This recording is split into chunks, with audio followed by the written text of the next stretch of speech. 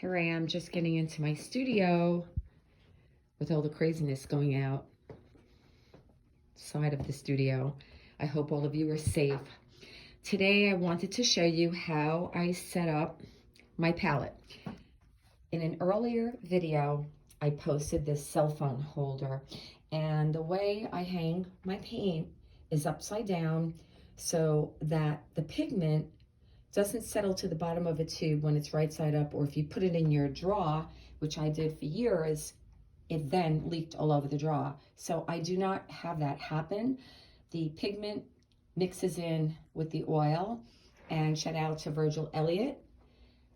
I believe on Best Painting Practices, don't quote me on this, but they also said it's best to hang your tube upside down. So instead of building a whole thing, I found this cheap little cell phone holder. I believe it was like $12 or $13. And I have my paint stored the way I set up my palette. From light to dark, from cool to warm. And plenty of room, as you can see. I still have a lot of room. So let's talk about the way I set up my palette and what I use.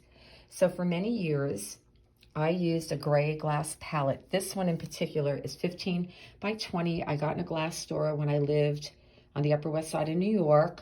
It's about 18 years old, so it's lasted a long time. I guess I got it in 2002, I want to say. And the way I set up my paint is going from light to dark. I was trained in a Riley method, and then I kind of stopped using the Riley method. I went in with Nelson Shanks, and he did going like red, orange, yellow, green, blue, violet, like a color wheel. When I was with Paul McCormack, he set it up like this, where you have the reds in the middle opposite the green, if you notice, right? So red, green, those are complementary. The orange to the blue, and then the yellow to the violets. Usually I have manganese violet set up here. I love that color. And I do love dioxazine deep purple. Most of the paint I use, I would say 90% of the paint I use is Michael Harding. So I will name all the paint that's on my palette. This is my usual palette. I only use black when I need it, and I don't use any umbers. I make my own. So starting from the left, that's Michael Harding Kremnitz White, #1. Sometimes I'll use Williamsburg Lead White. It's a little cheaper, and when the whole thing with lead happened quite a few years ago and I couldn't get this paint, that's what I was using. So I kind of go back and forth, but for the most part, it's Michael Harding. I like to keep all my paint the same. I know what they're going to do. And I'm using his paint, by the way, since about 2001, 2002, when I was first learning, and that was like 18 years ago. So I really know his colors well. And they're pretty consistent over all these years. That's Cad Lemon, Michael Harding. French Yellow Ochre, a warmer yellow and slightly deeper. Think almost like raw sienna, but not quite as dark. I do use his Yellow Ochre, which is a little bit higher in value, and it's cooler. It's a cooler yellow, a drop higher in value. I believe it would be comparable to Winsor Newton Yellow Ochre Light. I then have transparent oxide yellow, and I use that in the halftones and in the shadows and in the upper layers. It's extremely transparent, and if you mix it with white, it's beautiful. But if you don't mix it with white and you're using it right out of the tube, it makes a really great glaze if you need to do that. I don't glaze a lot, but if I have to, that's a great color to use. Yellow Lake Deep, Michael Harding. Cad Red Light, Michael Harding. Love that brilliant pink. One of my favorite colors, Michael Harding. Cad Red Deep, Michael Harding. Alizarin Claret, which is very equivalent to Old Holland Lake Extra, which I used to use. Nelson Shanks really liked that color, and I was trying to find something similar to that that's like a deep value alizarin that could be kind of permanent. I know a lot of people are afraid of it not being permanent, changing over time. I don't know. I haven't had that happen to me, and I do use it a lot, and I like it. Transparent Oxide Red. This is not Michael Harding. It's permanent yellow green. I'm just trying it out. It's a Sennelier paint, and when I was at Face, I got a couple of tubes of that. They wanted me to try it to see how I like it, and I don't turn away paint if somebody asks me to try something. I do like it, so I might buy it again. This one I can't find with anybody except Royal Talons. Shout out to Kyle. Him and I were talking about that. So it's Cinnabar Green Medium.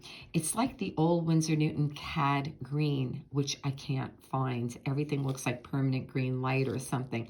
This is a really pretty color. Max Ginsburg told me about it, and in my upper values in my flesh, I use it. Next would be Viridian.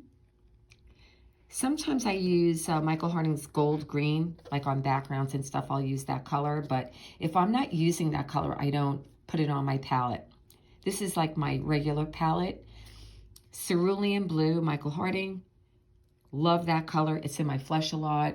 Paul W. McCormack turned me onto it. I never look back. It's just a great color for me. It doesn't have severe value changes.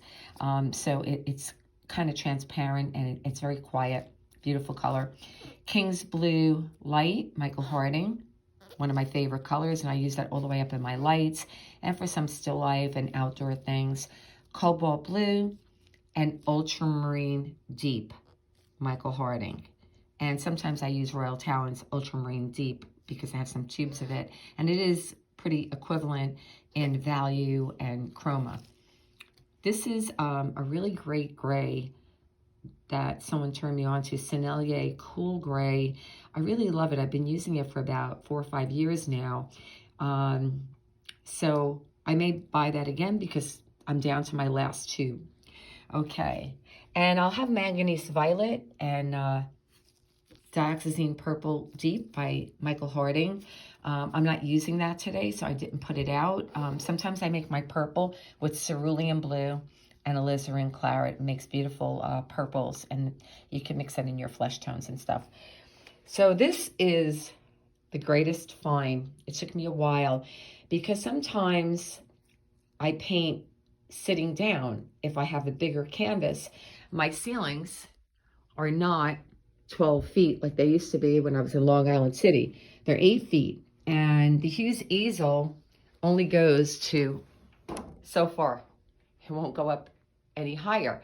So now what do? Bend down? Well, I bought this chair that is, if you have a bad back, which I do, I have 3 slip discs from gymnastics. So I got to be really careful because when I paint, I am kind of arching my back. I tend to do that from all the years that I danced and I was in gymnastics, which has really hindered sometimes when I'm painting. So I got this ergonomic chair that goes up and down.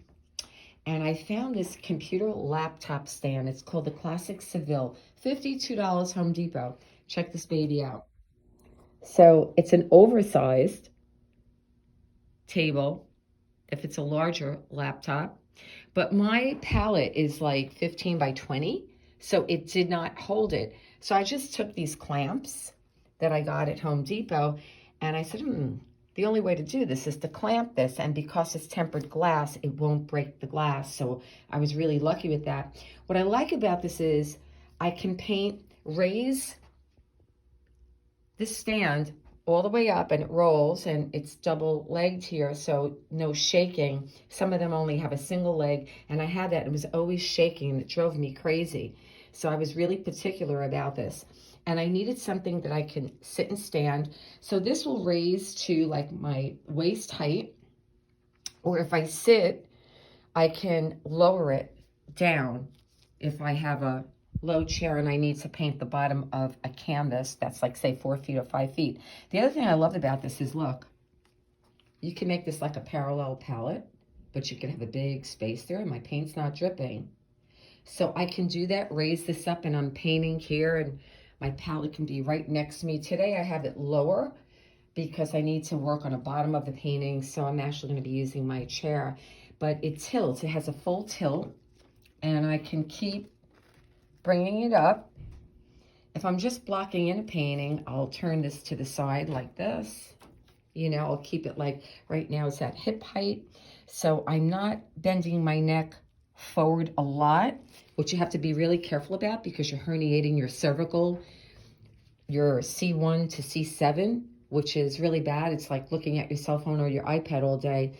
Really bad for your neck to do that and throws your whole alignment off. I talk about that a lot because I have issues with it from being a competitive athlete, and I have to really be careful. I've had a lot of problems. So I do not bend my neck forward. I keep everything vertical, and I'm just aware of my posture. I also paint on a rug, and I have these really great sneakers called Mitsuno that they're volleyball sneakers here. What they do is they prevent your foot from going lateral or medial so that when you're painting, you're kind of locked in and you're not turning on each side. Painters not aware of this will definitely have problems. So again, classic Seville, Home Depot, $52, really great way to paint. You can get a tempered glass, get a piece of foam core or illustration board, neutral gray by Liquitex, tape it all together or silicone glue it together, permanent silicone glue, and you'll have this baby for 20 years or more. I have this 18 or 19 years. In a few days, I will be going over how I mixed my colors on this painting that I did called Life Path. It's going to have a lot of glare on it, so I'm going to try to get it from an angle, if you guys remember that. I've kind of been at a commission, painting some commissions, so I didn't have time to videotape. Let's see if I can get it this way. Maybe, yeah. So I'm going to be going over my whole process. It'll be 2 videos.